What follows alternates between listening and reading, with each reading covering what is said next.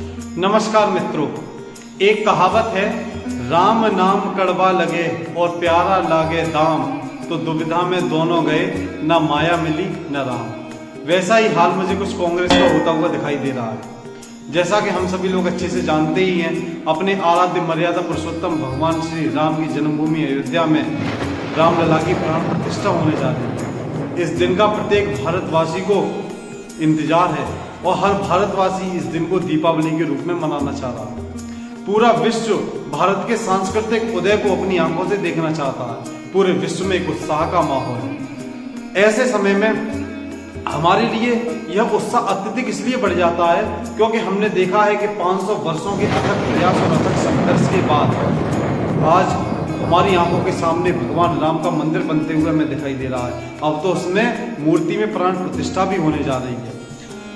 वो इतिहास में हम अच्छे से पढ़ते आए हैं कि कैसे हमारी पीढ़ियों ने सरयू के जल को हाथ में लेकर निर्मल हृदयों ने यह सौगंध खाई थी कि रामलला हम आएंगे और मंदिर वहीं बनाएंगे। और आज मंदिर वहीं बनना है और मंदिर भी भव्य बनना है। लेकिन अपने ही देश में कुछ ऐसे भी लोग हैं जिन्होंने जो इस कार्यक्रम का निमंत्रण था उसका बहिष्कार किया। कांग्रेस पार्टी की मैं बात कर रहा हूं। जब हम बात करते हैं कांग्रेस पार्टी की तो हमेशा से कुछ ना कुछ बातें याद आती हैं। वह इतिहास की बातें होती हैं, कुछ पूर्व कर्म होती हैं जो हमें याद आते हैं। मैं इनके लिए एक पंक्ति से प्रारंभ करना चाहता हूं। वह पंक्ति है, जब नाश मनुष्य पर छाता है पहले विवेक मर जाता है। एक पंक्ति और है कि पंक्ति क्या, एक मैं आपको अनुवाद बताता हूं कि अगर अमृतुल्य वर्षा ही क्यों ना हो, बेंत के पेड़ पर कभी भी फल और फूल नहीं आएंगे। बेंत का पेड़ यानी कि बंबू का पेड़। उसी प्रकार से अगर ब्रह्मा समान गुरु भी किसी मूर्ख व्यक्ति को मिल जाए तो उसके अंदर चेतना का जागरण कभी नहीं हो सकता। ये जो अर्थ है वो पंक्ति है, जतप सुधा बरसे जलद, फूले फले न बेंत, जो गुरु मिले विरज सम, मूक हृदय न चेत। यहाँ पे जो मैं मूक की जो तुलना है वो कांग्रेस से करना चाहता हूँ।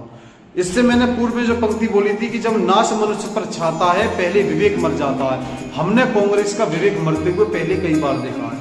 एक एक करके मैं बताऊंगा कि किन किन चीजों का कांग्रेस ने कब कब बहिष्कार किया, कब कब हिंदू विरोधी चीजों के सामने कांग्रेस हमें खड़ी होती हुई नजर आई है। सबसे पहले बात करता हूं मैं 1951 नेहरू जी के समय, 24 अप्रैल 1951 डेट के साथ मैं कोट कर रहा हूं।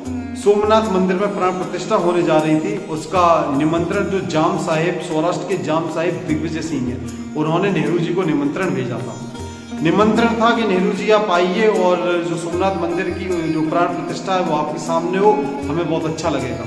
लेकिन नेहरू जी ने उत्तर देते हैं, नेहरू जी ने उनको पत्र लिखा और पत्र में उन्होंने कहा कि मैं किसी कारणवश नहीं आ सकता, दिल्ली से मैं आने में असमर्थ हूँ। उसके बाद वो लिखते हैं, वह आपको जानना अत्यंत जरूरी है। उन्होंने लिखा कि मैं इस पुनरुत्थानवाद से बहुत परेशान हूं। मेरे कुछ मंत्री, राष्ट्रपति और आप इस कार्यक्रम में शामिल हुए हैं, यह मेरी इच्छा नहीं है। यह इस देश की प्रकृति के खिलाफ है और निश्चित ही हमें इसके गलत परिणाम देखने को मिलेंगे। ऐसा पत्र है। मैं सोर्स भी इसका आपके सामने कोट कर रहा हूं। 24 अप्रैल 1951, selected words of Jawaharlal Nehru, series 2, volume 16, part 1। आप इसे जाकर सर्च कर सकते हैं कि 1951 में नेहरू जी भी जो सोमनाथ मंदिर की प्राण प्रतिष्ठा थी उसमें नहीं गए थे। जब हम नेहरू जी से आगे बढ़ते हैं, बात आती है इंदिरा गांधी जी की। आपको पता ही है, इंदिरा गांधी ने गौरक्षक संतों पर गोलियां चलवाई थी।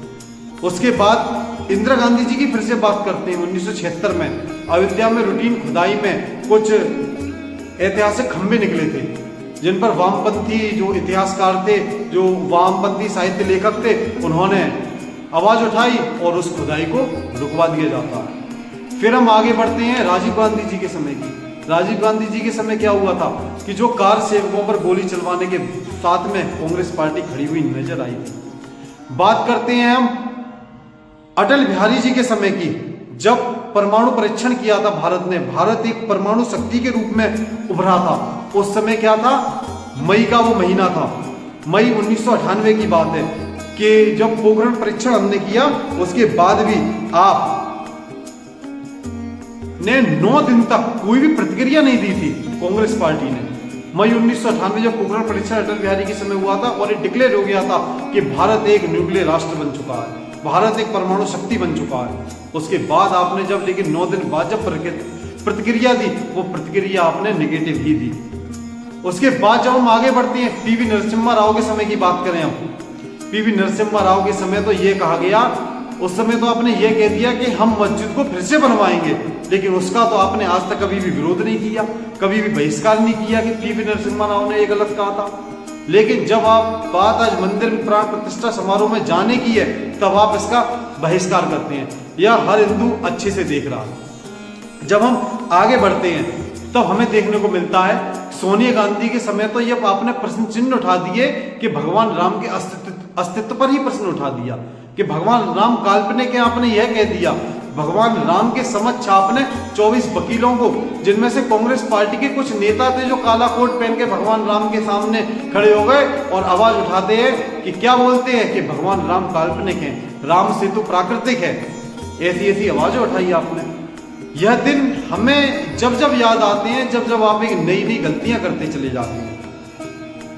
सोनिया जी, राजीव जी, नेहरू जी, इंदिरा जी, सबके समय आपका कोई ऐसा प्रधानमंत्री नहीं बचता जिसके सामने आपने राम विरोधी गतिविधियां ना करी हो। आज जब हम देखते हैं, आज जब भारतीय जनता पार्टी की सरकार है, हम किसी पार्टी के समर्थक नहीं है, लेकिन एक आम नागरिक होते हुए हमें ये अच्छे से दिखता है। जब हम बात करते हैं कि आज जो देश में स्थिति है, आज आप मोदी जी का विरोध करते करते कब देश विरोधी गतिविधियों में संलिप्त हो जाते हैं, आपको खुद पता नहीं लगता।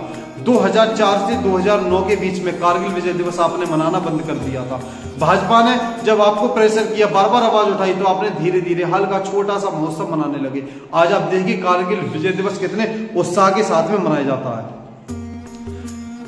जो कांग्रेस की प्रकृति आज से 50 साल पहले थी, वही प्रकृति मुझे आज फिर से देखने को मिलती है।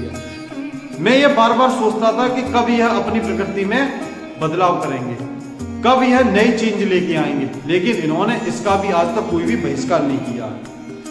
G20 समिट हुई भारत में, आपने उसका भी बहिष्कार किया। राष्ट्रपति ने G20 के जो राष्ट्रीय अध्यक्ष लोग आए थे उनको भोज पर बुलाया, उसका भी आपने बहिष्कार किया। राष्ट्रपति के अभिभाषण का आपने बहिष्कार किया, जिसमें अनुसूचित जाति अनुसूचित जनजाति के राष्ट्रपति दोनों रामनाथ कोविंद और द्रौपदी मुर्मू, जो राष्ट्रपति का अभिभाषण था उसका आप बहिष्कार किया था। इसके बाद जो नया देश में टैक्स रिफॉर्म आया GST, आपने उसका भी बहिष्कार किया था। यानी कि आप चंद कट्टरपंथी वोटों की राजनीति के लिए लगातार आप बहिष्कार करते ही जा रहे हैं। बात 1949 1951 से हो, बात 2024 तक हो, हमेशा आपने जब जब बहिष्कार करा है, जब जब बात भगवान राम या जब जब बात इस देश से जुड़े राष्ट्रवादी फैसलों की होती है, एक एक करके हमने फैसले देखे। GST विरोध आपने किया, कारगिल विजय दिवस का विरोध आपने किया, राष्ट्रपति भोज का बहिष्कार किया, राष्ट्रपति अभिभाषण का बहिष्कार किया, प्राण प्रतिष्ठा कार्यक्रम का बहिष्कार कर रहे हैं, नई संसद बनी आपने उसका बहिष्कार किया, G20 के जो राष्ट्राध्यक्ष आ रहे थे उस भोज का आपने बहिष्कार किया। यानी कि 1949 से मूर्तियां प्रकट होने से 2024 प्राण प्रतिष्ठा तक आप हर जगह अपने रूप से बहिष्कार करते हुए भारत को नजर आए हैं।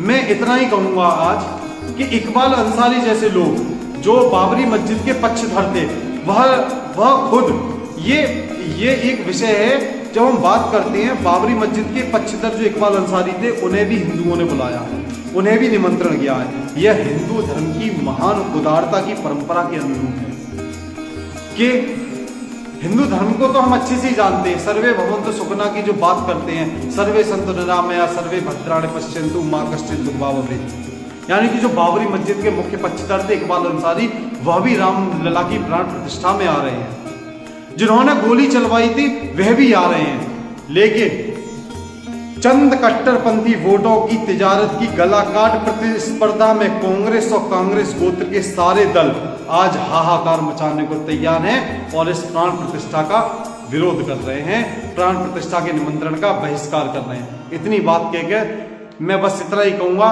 कि भगवान राम कांग्रेस को सद्बुद्धि दें। जय हिंद, जय भारत।